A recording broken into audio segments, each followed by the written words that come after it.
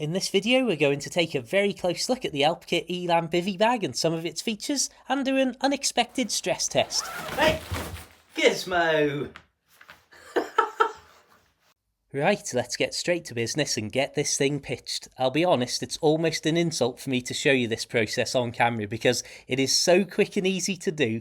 It took me, I'd say, well below 3 minutes to do from scratch, and that's with me putting all of the pegs in as well. They provide you with 6 pegs and I'm not sure how necessary they all are, to be honest, so I put them in just for argument's sake. But really, if you wanted to save a few extra grams, I'd look into what pegs you could get away without taking. Before we take a closer look, I just want to break down the weight for you. So the bag itself is just over 700, with the poles around 900, and then with the pegs are in the 960 gram sort of region.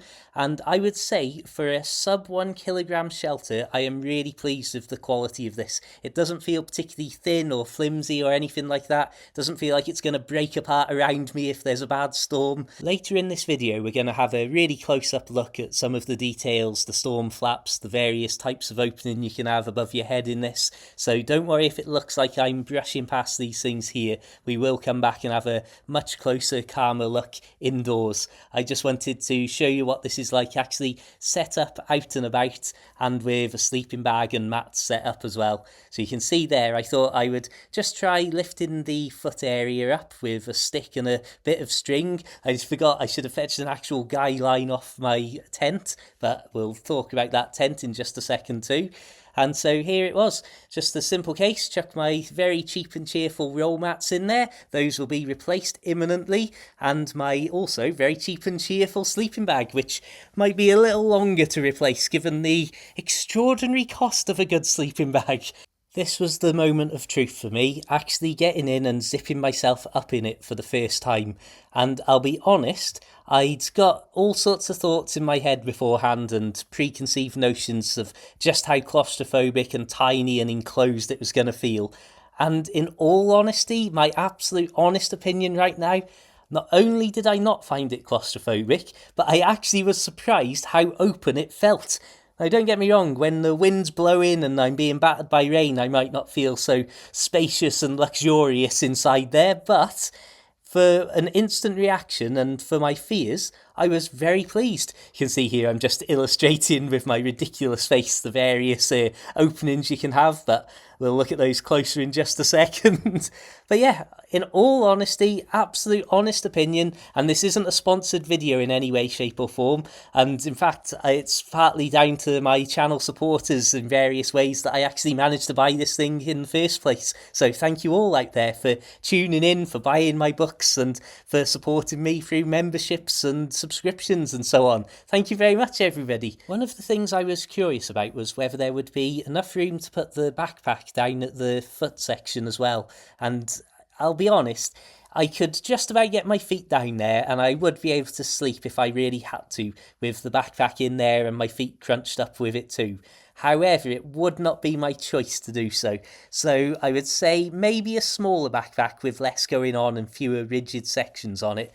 I would be able to be more comfortable and not give it a second thought. But this proper big backpack, not quite right, not quite what I need. For my own curiosity here, I'm going to do something a little bit different, and that is remove the poles and then wrap everything up together. I know that these aren't the sort of camping mats I'll be using hopefully after today, but I'm just curious to see, in an emergency, how quickly I could disappear and get all this in a backpack in one form or another.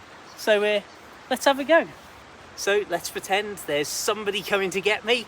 Timer starts in 3, 2, 1, go.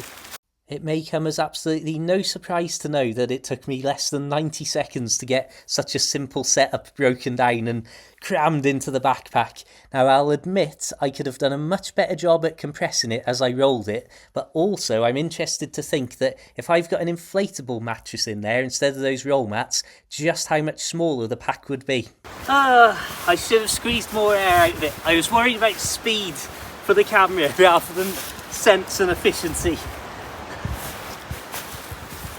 But, realistically, if I did that slightly better, there is literally a ready to unroll and assemble bivvy bag, sleeping mat and sleeping bag all packed in there, ready to go.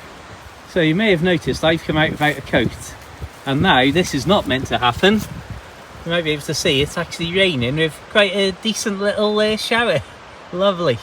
So I'm just gonna literally hide in the shadow of the tree.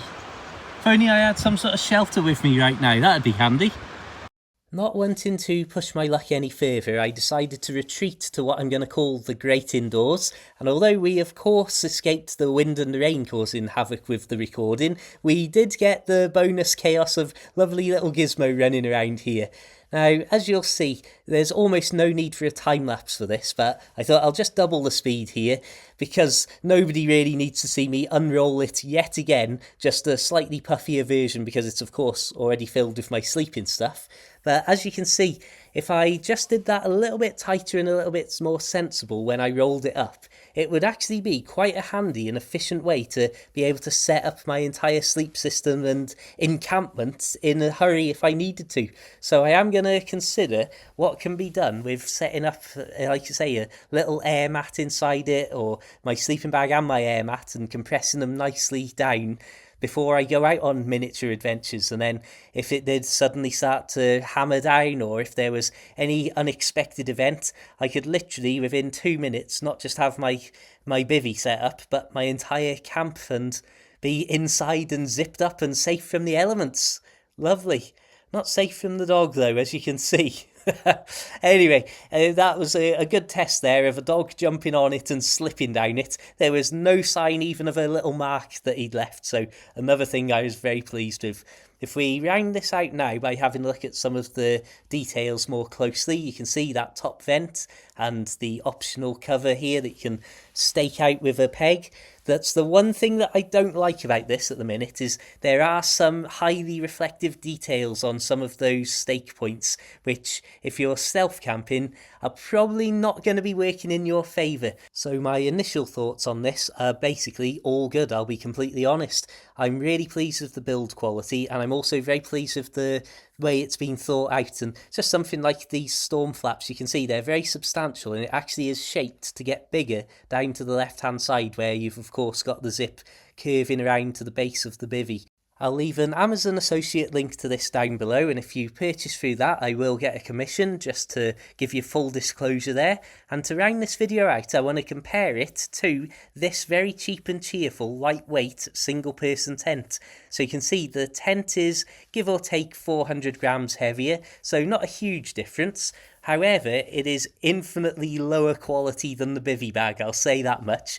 And although the size may not look too different either when it's packed up, and especially because the tent seems to be in a much longer bag than it needs to be, I'll say this much, that the tent is really solidly packed in there, whereas the bivvy bag feels like you could keep compressing and compressing and compressing. So yeah, I'm really pleased with this so far, and I can't wait to get out and hopefully not have any more incidents like this. I am so stupid.